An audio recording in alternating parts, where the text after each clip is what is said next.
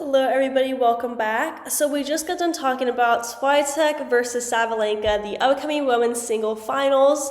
I really recommend watching this and staying updated with this. It will definitely be a little bit of a showdown in a way. So we're going to move on to our next segment where we're going to talk about the scores and results from the VNL. There's a lot to cover here. We have a lot to talk about with volleyball.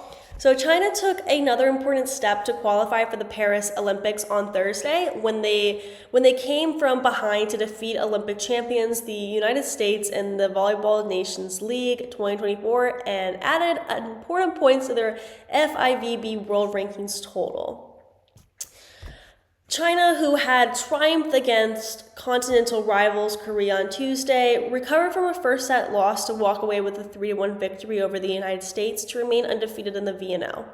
In the first match, they lost to the US 23-25. The second, third, and fourth, they won with the scores as follows: 25-23, 25-22, and 25-19.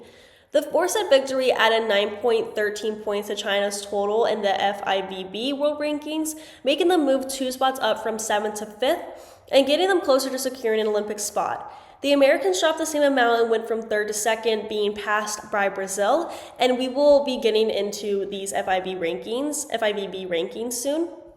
Outside hitter Li Yingying played a major role in the Chinese comeback, leading all scorers with 20 points, all in kills. Middle blocker Wang Yuan and opposite Gan Shanyu also had productive nights themselves, with 18 and 16 points respectively.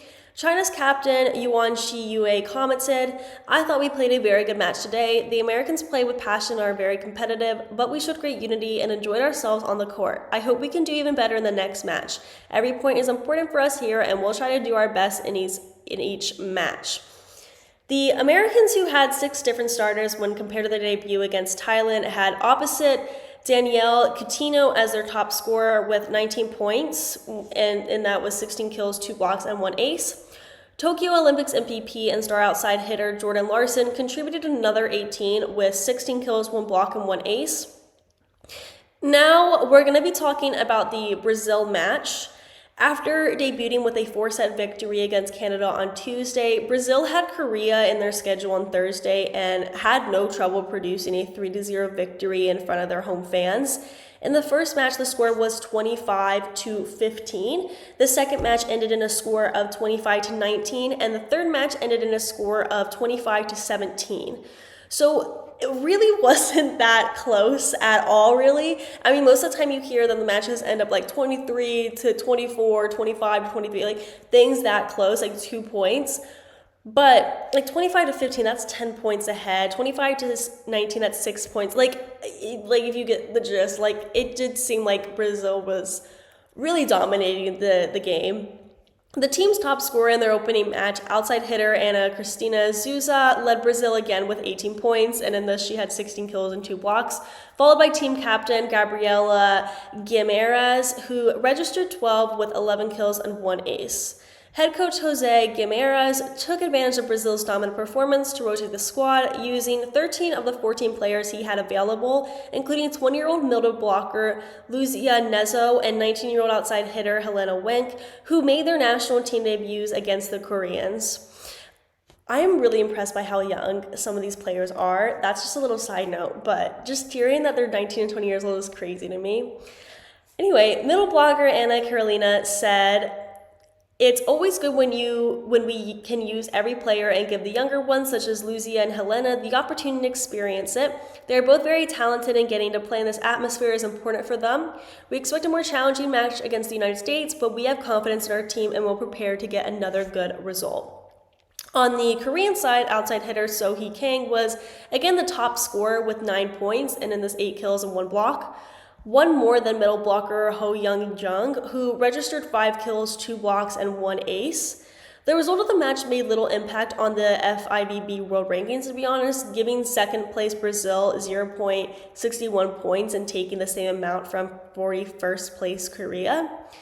So here are the FIVB World Rankings right now. These are just the top 15. I want to emphasize that the list is a lot longer, but here are just the top 15 that we're going to go over right now.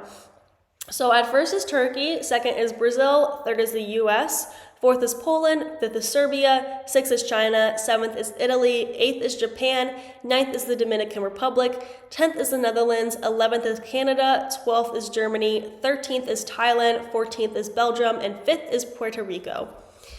Just really quickly, we're going to go over the top 5 teams and how they're doing in the VNL. Turkey, without a doubt, dominated last year, which is why they are still ranked at first. Yesterday, Turkey went up against the Netherlands, and they came out on top with the final score of 3-1. The first match was a win for Turkey with a score of 25-14. Second match was a loss for Turkey with a score of 23-25, so very close still. The third match was a win with a score of 25-23, and the fourth match was a win at 25-18. And then the day before, Turkey went up against Japan and lost 3-2. The first, second, and third match was a loss for Turkey, and the third and fourth match was a win for them. It was a close competition, considering that the two teams were to tie it after the fourth, making them do a fifth round, where Japan came out on top in the end. Now, talking about Brazil, they won both of their matches yesterday and the day before. Brazil team has been extremely impressive this week, and we have already talked about the match between Brazil and Korea, so just a little bit the details of the Brazil and Canada match, which ended in a win for Brazil at 3-1. The first round ended in a loss for Brazil at 24-26. The second round was a loss for Brazil at 23-25. The third round was a win at 26-24, and lastly, the fourth round was a win for Brazil at 25-12. And they really secured the win there in the final 2 rounds. The times they did lose were in the matches or rounds were very, very, very close, like 24-26. That's 2-point difference. So in the end, clearly, like, they were able to dominate, and there's a reason that they're placed second right now. And next at third, we have the U.S., and we already talked about the match between the U.S. and China, so we're going to go over the stats of the match the day before, which was against Thailand, and Thailand is ranked at number 13, so they're really getting up there for sure. This match was very, very competitive. 3-time NCAA champion Maddie Skinner made her debut with the U.S. women, playing opposite instead of her usual outside hitter. She led all scorers with 19 points on 12 kills, 4 blocks, and a match-high 3 aces. Overall, the U.S. women led Thailand in kills, blocks, and aces. They had 53 kills, while Thailand had 49 kills. Blocks, they had 12 kills, while Thailand had 1. Aces, I think I just said they had 12 kills. They had 12 blocks. And Thailand had 1 block. That's what I meant to say. And for aces, the U.S. had 8 aces and Thailand had 4 aces. Nevertheless, Thailand used top passing and digging and took advantage of 9 U.S. errors to win the second set. U.S. head coach Karch Karoli said after the game, "Thailand is a great team and can be very dangerous at any time. We were a little too error-prone in that second game, and we needed to get back to our steadiness." Behind Maddie Skinner, outside hitter Ali Franti scored 14 points on 13 kills and 1 ace. Maddie Skinner's sister Avery Skinner scored 11 points on 9 kills, 1 block, and 1 ace at outside hitter. Middle blocker Anna Stevenson Hall totaled 12 points on 9 kills, 1 block, and 2 aces. Middle Brianne Butler totaled 10 points on 6 kills and 4 blocks, and Potler added 2 points on a kill and block. Libero Zoe Fleck made her senior team debut and was credited with 12 digs and 6 successful receptions. Backup outside hitter Sarah Will Hyatt Parsons scored 2 points on a kill and ace, and substitute opposite Danielle Catino scored 2 points on a kill and block. The next 2 games for the U.S. are going to be very competitive, I will say, and fun to watch. Today, the U.S. and Brazil are going head-to-head, and then on May 19th, the U.S. will go against the Dominican Republic. Both will be very competitive games. I mean, Brazil being the second team right now and U.S. being the third. And then you have the Dominican Republic who are ranked 9th, which are ahead of Thailand. So we'll see how that goes as well. Making our way to the 4th ranked team, Poland did very well recently. They played today and on the 14th. In both games, they won 3-0. They went up against France today and Italy on the 14th. Today's game against France only had 3 matches since Poland literally dominated France in all 3. They were a clear winner. The first match's score was 25-20, the second was 25-16, and the third was 25-17. Poland also dominated Italy in the same way, where there were only 3 matches total. The first match ended with a score of 28-26, the second was 25-23, and the third was 25-21. I'm excited to see how Poland continues to do. They seem to be getting better and better, and the roster itself is very impressive. At 5th is Serbia, and Serbia did pretty good last year, which helps the ranking because they lost their game this week. They only had 1 game this week, by the way, which was on the 15th, so 2 days ago. They lost the Dominican Republic with a final score of 1-3. This was a really good matchup. In the first round, Serbia lost with a final score of 25-18. The second round, Serbia lost against at 25-17. The third round, Serbia won with a score of 25-21. But in the final round, they were not able to tie the game and instead lost with a final score of 25-20. I mentioned that the US and Brazil are competing today, but also China and Canada are going head to head today. So I did not be able to receive the scores. I would have talked about them if I could, but I do not have that information, all of that yet. So I will be sure next week to go over how the VNL is doing.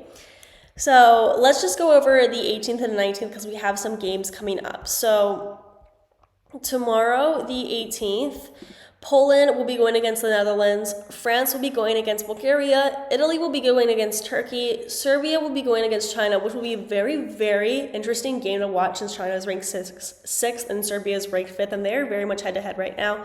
South Korea will go against the Dominican Republic, and Thailand will go against Canada. And then on the 19th, Germany will go against the Netherlands, Brazil will go against Serbia, Poland will go against Japan, France will go against Turkey, the US will go against the Dominican Republic, like I mentioned earlier, and Thailand will go against South Korea.